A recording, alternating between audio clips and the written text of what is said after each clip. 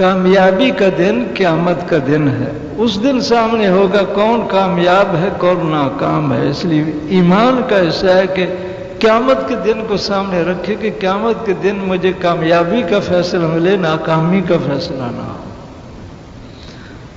اللہ اکبر. اس لیے کہ وہ فیصلہ جو ہے جس کی کامیابی کا فیصلہ کروڑہ برس کامیابیاں چلیں گی، اور جس کی ناکامی کا فیصلہ ہوگا تو کروڑہ برس کی مصیبتوں میں رہے گا، کبھی مصیبتیں ختم نہیں ہوں گی. تو بھائی ایمان کا حصہ ہے کہ قیامت کے دن کو سامنے رکھے کہ میرے لیے قیامت میں کیا فیصلہ ہوگا اور کس پر ہوگا. تو کامیابی کا دن جس دن کھلا اعلان ہوگا، ناکام اپنی ناکامی کو سامنے دیکھے گا، کامیاب اپنی کامیابی کو دیکھے گا، تو وہ قیامت کا دن ہے. اس لیے ایمان کا حصہ ہے کہ قیامت کے دن کی کامیابی کو سامنے رکھ کر چلے. اور فرمایا ایمان کا حصہ ہے کہ اچھی برے حالات کے فیصلے اللہ کی طرف سے ہیں، اس پر یقین ہو کہ دنیا میں بھی جو حالات آتے ہیں وہ اللہ کے فیصلے کے مطابق آتے ہیں، اور طبیعت کے خلاف جو حالات آتے ہیں وہ بھی اللہ کے فیصلے سے آتے ہیں. اس لیے اللہ کی تقدیر پر ایمان لانا کہ جو کچھ اللہ نے مقرر کیا ہے وہ حق ہے. اچھے حال آئیں تو الحمدللہ پڑھنا، اور مشقت کے حالات آ جائیں تو وہ بھی اللہ کے فیصلے سے. تو اللہ کے فیصلے سے جو آیا ہے تو وہ حق ہے، اس سے حق مانے، اور اعلیٰ درجہ ہے کہ مشقت کے حالات پر بھی الحمدللہ پڑھیں. اس لیے کہ اللہ کا فیصلہ ہر فیصلہ قابل تعریف ہے. تو جو اس حال والا بنے گا تو یوں آتا ہے قیامت میں جب سارا مجمع ہوگا تو اعلان ہوگا وہ کون ہے جو ہر حال میں الحمدللہ کہتے تھے.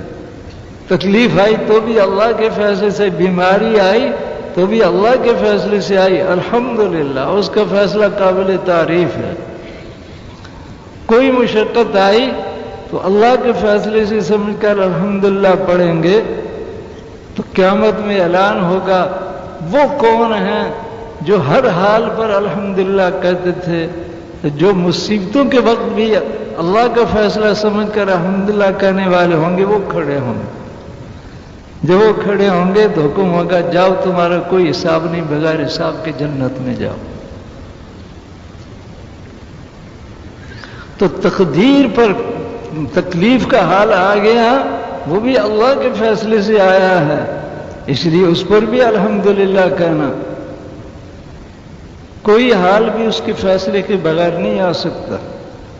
باقی یہ ہے کہ ہم کمزور ہیں، تکلیف والے حال مانگنے نہیں، آ جائے تو اس پر راضی رہنا، الحمدللہ کہنا، اور اللہ پاک سے تکلیف والے حال کے دور ہونے کی دعا مانگنا.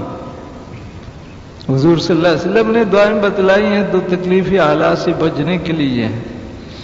تو بہرحال تقدیر پر کامل ایمان ہو، کوئی حال بغیر اللہ کے فیصلے کے نہیں آتا. اور روزی کے بارے میں بھی پورا یقین ہو کہ جو اللہ نے لکھ دیا ہے وہ ملے گی، اس سے ایک دانہ نہ کم ہوگا نہ زیادہ ہوگا.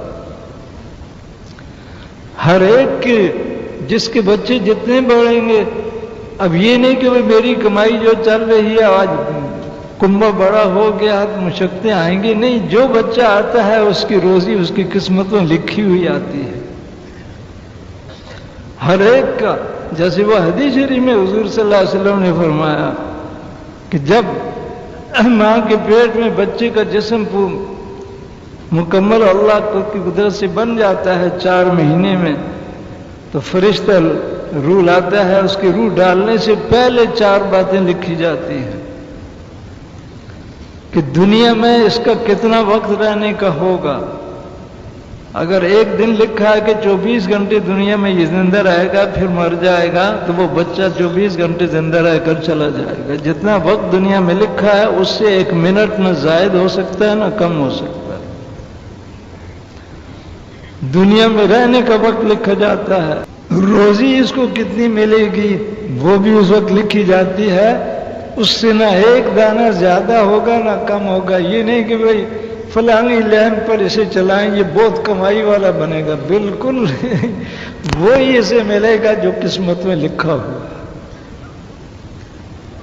یہ آج یعنی مسلمانوں میں بہت آ گیا کہ آخرت کی تیاری کی طرف نہیں لگاتے، دنیا میں مال اسباب کس لائن پر زیادہ ملے گا اس لائن پر چلاؤ، اور جس لائن پر بھی چلاؤ جو اس کا مقدر ہے وہی ملے گا، اس سے ایک دانہ نہ کم ہوگا نہ زیادہ۔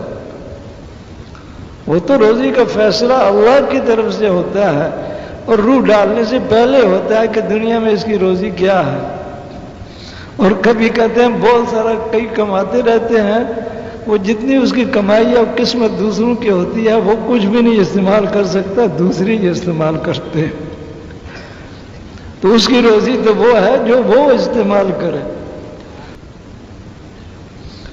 تو روزی لکھی جاتی ہے، ایک دانہ کم نہیں ہوگا زیادہ نہیں ہوگا، اور عمر بھی لکھی جاتی ہے۔ پھر کام کیا کرے گا وہ بھی اللہ جانتے ہیں، وہ بھی لکھے جاتے ہیں، یہ کام کرے گا یہ کرے گا، اور اس کا مرنے کے وقت حال کیا ہوگا،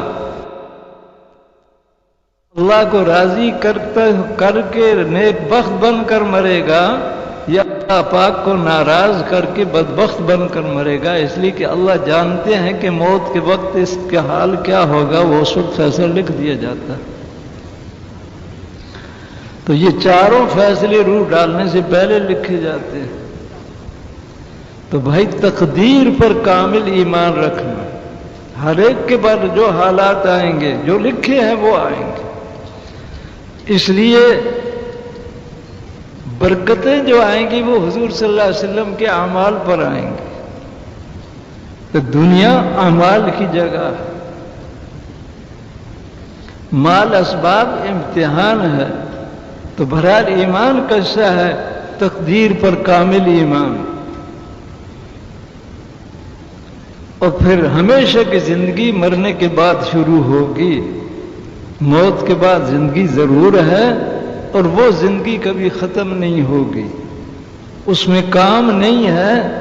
جو تو اللہ پاک کو راضی کر کے کامل ایمان سیکھ کر جائے گا، اور پھر حضور صلی اللہ علیہ وسلم کے اعمال، کامیابی کا سامان محمد الرسول اللہ، حضرت محمد صلی اللہ علیہ وسلم نے جو اعمال بتلائے ہیں وہ کامیابی کا سامان ہے۔ پہلے اس پر یقین کامل، پھر ان اعمال کو سیکھنا، قرآن حدیث میں اس کی تفسیر